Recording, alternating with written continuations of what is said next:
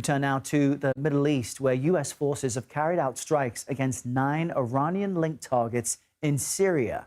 In a statement yesterday, U.S. Central Command said the strikes were carried out in 2 locations in response to several attacks on U.S. personnel in the country. The U.S. has around 900 troops stationed in Syria and 2,500 in neighboring Iraq. These strikes come as President Biden is set to meet with his Israeli counterpart, that's Isaac Herzog, at the White House today. Ahead of their meeting, aid organizations in Gaza say Israel's failed to meet U.S. demands to allow greater humanitarian access into the enclave, claiming Israeli actions have worsened the situation on the ground. Our Elizabeth Palmer brings us more from Tel Aviv. On the face of it, Israel's president is in the U.S. for a speech to a Jewish group. Neither he nor the White House have said what's going to be on the agenda when Isaac Herzog meets with President Biden a little later today, but all eyes are on the issue of humanitarian aid to Gaza. Last month, the Secretary of State warned Israel that it needed to radically increase the supply of food into Gaza and also help civilians prepare for the coming winter.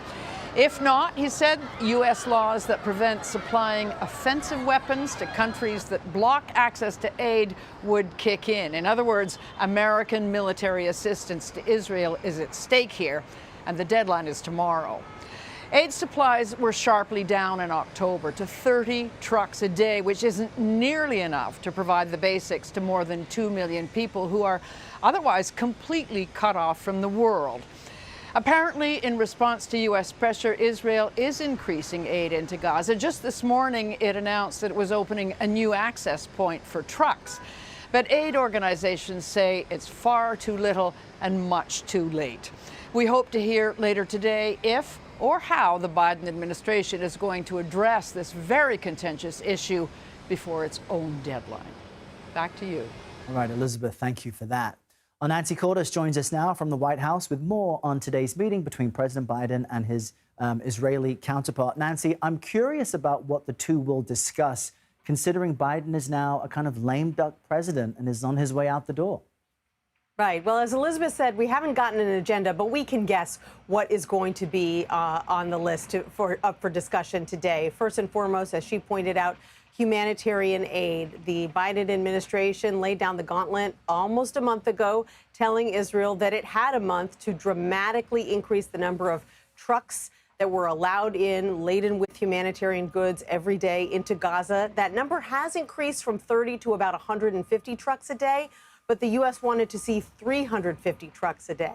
And the deadline is tomorrow. And so that is likely to be a topic of discussion. Although the question is, if Israel misses that deadline and the Biden administration imposes some kind of consequence, how much influence is that going to have on the Israelis when they know that there is a new administration coming in just a couple of months that is likely to be much friendlier towards the Israelis and much less likely to do something like cut off aid or even demand a two-state solution. So that is a very fraught issue, as are the ongoing efforts to reach some kind of ceasefire, not only with Hamas, but also now with Hezbollah in Lebanon. And also on the table up for discussion is the issue with Iran. Israel signaling that it would like to go after Iran more directly, and that is something that the U.S. is very concerned about, because it could lead to a much wider conflict in the region, Errol. And Nancy, you touched on this, but how will the Trump administration's policy toward the region change once that kicks in come January 20th? Well, Benjamin Netanyahu, the Israeli prime minister, made no secret of the fact that he would prefer a President Trump to a President Harris. And in fact, he has told journalists just in the past 24 hours that he's spoken to Donald Trump 3 times over the past day. He was one of the first world leaders to congratulate Trump. He's made no secret of the fact that he is thrilled that he is now going to be working with Donald Trump and not with President Biden. Donald Trump has said, hey, if you're going to strike Iran, why not strike the nuclear sites first? Because that's the biggest concern. That's a very different message than Netanyahu has been getting from the Biden administration. And so that's what makes these talks here today so difficult, is that the Biden administration could send one message, But Netanyahu knows he can just wait, and he'll get a very different message 2 months from now. Yeah, just fascinating. Nancy called us live for us at the White House this morning. Thank you, Nancy.